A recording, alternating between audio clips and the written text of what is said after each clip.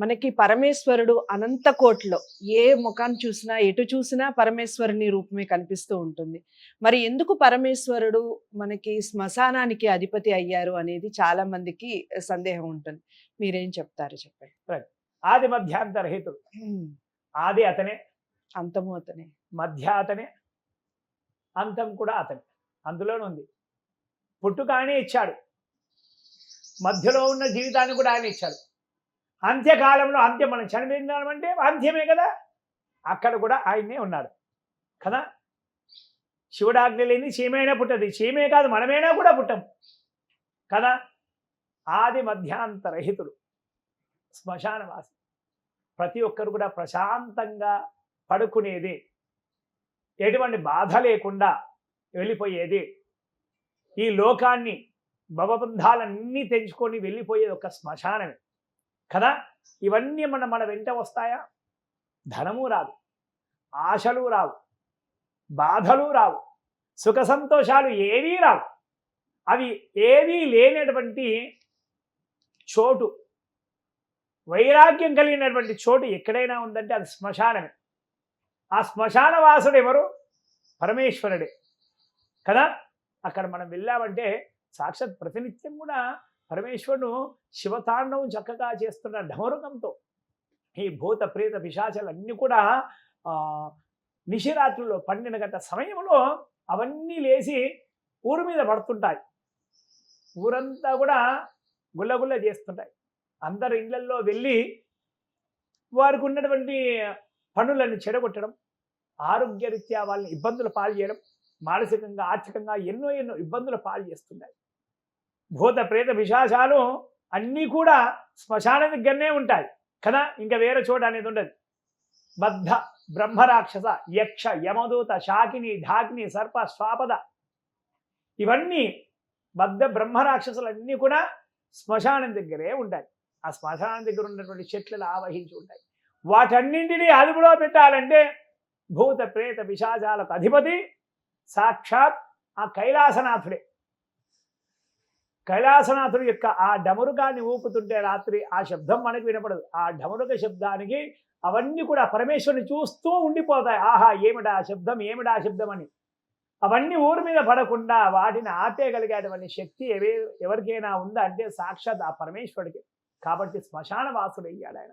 సాక్షాత్ కాశీ ఉంది, కాశీ అంతా కూడా నిజంగా శ్మశానం. అదంతా కూడా కదా శ్మశానం, అదంతా కూడా రుద్రభూమి.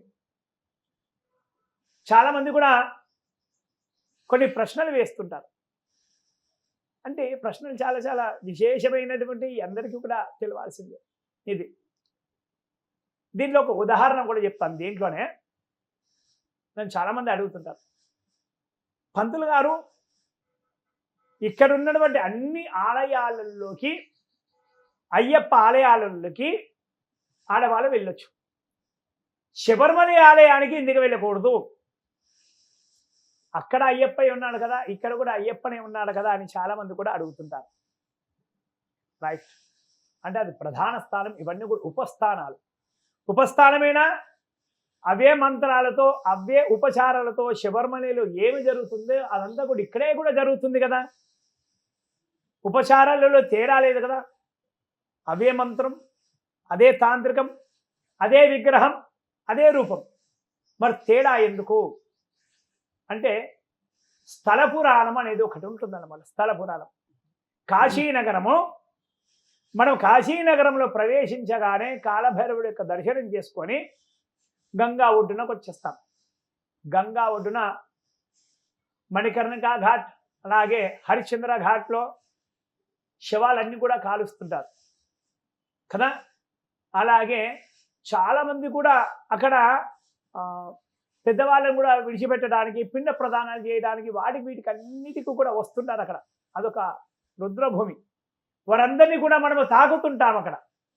శవాలను కూడా నదిలో, గంగా నదిలో పడేస్తుంటారు. ఒకప్పుడు కాలం లేదు, మేము స్నానాలు చేసేటప్పుడు మాకు శవాలు వచ్చి తాగేవి అన్నమాట. ఇప్పుడైతే చాలా నీట్గా ఉంది, చక్కగా చేశారు గంగా తీరం అంతా కూడా, అన్ని ఘాట్లు కూడా. ఒకప్పుడైతే మేము చిన్న కూడా పోయినప్పుడైతే శివాలన్నీ వచ్చి కూడా మాకు అన్ని తాకేటి అనమాట. వాటిని తాగుతూ ఆ నీళ్ళల్లో స్నానం చేసి శివుడిని వెళ్ళి దర్శనం చేసుకునే వాళ్ళం. అన్నపూర్ణేశ్వర అమ్మవారిని దర్శనం చేసుకునే వాళ్ళం. అలాగే వారాహి అమ్మవారు, విశాలాక్షి, అక్కడ ఉన్నటువంటి కాశీ క్షేత్రం ఉన్న సర్వదేవతలను కూడా దర్శనం చేసుకునే వాళ్ళం. అందరినీ ముట్టినాం కూడా కదా ఎంతోమంది చనిపోయి ఉన్నారు, వాళ్ళందరూ కూడా స్నానాలు చేస్తున్నారు. అదే స్నానాలతో వాళ్ళని తాకుతూ చేస్తూ మనము కాశీలో వెళ్ళి శివుడిని అభిషేకించి వచ్చాం. అది తప్పే కదా. కానీ స్థల పురాణాన్ని బట్టి కాశీలో తప్పు అనేది లేనేలేదు. అది అంతే. అక్కడ స్థల పురాణం. చనిపోయిన వాళ్ళని మనము ఇక్కడున్న ప్రాంతంలో హైదరాబాద్లోనే లేదా శ్రీశైలంలో ఉండి ఎవరైనా చనిపోయిన వాళ్ళ ఇంటికి వెళ్ళి మనము వారిని తాకి చేసి పరామర్శించి వచ్చి ఆ శ్రీశైలంలో ఉన్నటువంటి మల్లికార్జున స్వామి వారిని అభిషేకిస్తామా? అభిషేకించచ్చు. ఎందుకు? మరి కాశీలో ఉన్నటువంటిది జ్యోతిర్లింగమే, శ్రీశైలంలో ఉన్నటువంటిది జ్యోతిర్లింగం కదా. అదే రామేశ్వరానికి వెళ్తామా, భీమేశ్వరానికి వెళ్తామా, ఇంకా మిగతా జ్యోతిర్లింగాలకు వెళ్తామా? ఒక కాశీ తప్ప వెళ్ళలేదు, ముట్టలేదు. ఎందుకంటే ఆ స్థల పురాణం అది అక్కడిది, దేని దాడికి అన్నమాట. పద్ధతులు ఉన్నాయి. అక్కడిది ఇక్కడ ఎందుకు పనికి రాదు, అక్కడ ఎందుకు పనికి రాదు అంటే కనుక స్థల పురాణాలు కొన్ని ఉన్నాయి. అలాగే పరమేశ్వరుడు శ్మశానవాసి అన్నమాట. శ్మశానవాసి సాక్షాత్తు మన కాశీ నుంచి వచ్చినటువంటిది అన్నమాట. కాశీయే పెద్ద శ్మశానం. ప్రతినిత్యం కూడా రాత్రి నిశిపూజ కాగానే 12 గంటల తర్వాత గంగా నది తీరాన పార్వతీ పరమేశ్వరులు ఇద్దరు కూడా సంచారం చేస్తారనమాట. సంచారం చేసి ఆ రోజున ఎవరైతే చనిపోతారో కాశీనగర క్షేత్రంలో అక్కడ దశ అశ్వమేధ యాగం చేసిన బ్రహ్మదేవుడు అశ్వమేధ యాగం చేసినటువంటి స్థలంలో బ్రహ్మదేవుడు చేసినటువంటి స్థలంలో పార్వతీ పరమేశ్వరులు ఇద్దరు కూడా కూర్చుంటారు. ఎందుకంటే తారకనామ ఉపదేశము జరిగినటువంటి ప్లేస్ అన్నమాట. పార్వతీ అమ్మవారికి పరమేశ్వరుడు ఇచ్చిన ఆ ప్లేస్లో కూర్చుంటారు. కూర్చొని ఎవరైతే చనిపోయిన వాళ్ళు ఉంటారో వారందరినీ కూడా ఒళ్ళోకి తీసుకొని అమ్మవారు చక్కగా ఓదారుస్తుంది. భవబాంధాల్యాన్ని మనం చనిపోయిన తర్వాత కూడా ఆత్మ శాంతించాలని ఎన్నెన్నో పూజలు కూడా చేస్తున్నాం.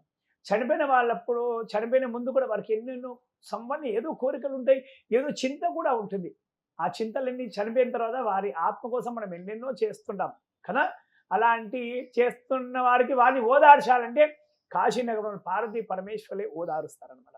రాత్రి 12 గంటల సమయం దాటిన తర్వాత ఆ చితమంటలన్నీ కూడా వెలుగుతుంటాయి, ఆత్మలన్నీ కూడా సంచరిస్తుంటాయి. ఆత్మలన్నీ కూడా వెళ్ళి పార్వతీ పరమేశ్వరుల యొక్క పాదచింతకు చేరుతారన్నమాట. ఆ కాశీనగరాన్న శ్మశానవాసి అయినటువంటి పరమేశ్వరుడు ప్రతి ఒక్క శ్మశానాన్ని కూడా తన ఆధీనంలోనే ఉంచుకున్నాడు. ప్రతి ఒక్కరు కూడా అక్కడికి చేరాల్సింది. ఆదిలోనే పరమేశ్వరుడు, మధ్యలోనే పరమేశ్వరుడు, అంత్యంలోనే పరమేశ్వరుడు. చాలా చక్కటి వివరణ ఇచ్చారు గురువు గారు. హిట్ టీవీ యాప్, ఇందులో short news, live news, entertainment shows, movies, digital magazines తో పాటు మీ జిల్లా వార్తలను కూడా ఫ్రీగా చూడొచ్చు. ఇంకెందుకు ఆలస్యం, వెంటనే హిట్ టీవీ యాప్ ని డౌన్లోడ్ చేసుకుని ఫ్రీగా ఎంటర్టైన్మెంట్ పొందండి. Hit TV app. Hit TV app. Please download hit TV app. Hit TV app ని ఫ్రీగా డౌన్లోడ్ చేసుకుని ఎంజాయ్ చేయండి. మీకు నచ్చిన ఎంటర్టైన్మెంట్ కోసం హిట్ టీవీ యాప్ ని ఫ్రీగా డౌన్లోడ్ చేసుకుని ఎంజాయ్ చేయండి. హిట్ టీవీ యాప్ ని డౌన్లోడ్ చేసుకుని ఆస్వాదించండి, ఆశీర్వదించండి. ఇంతమంది సెలబ్రిటీలు హిట్ టీవీ యాప్ ని డౌన్లోడ్ చేసుకోండి అని చెప్తున్నారంటే ఎంత మంచి యాప్ ఆలోచించండి. అమెరికా అమెరికాలో చదవాలనుకునే వాళ్ళకి విశ్వసనీయమైన పేరు మన శౌర్య కన్సల్టెన్సీ. UK లో 1 year masters, UK లో 1 year masters, 2 years work permit up to 5 years visa. Contact Saurya Consultancy. Contact 89851 89851.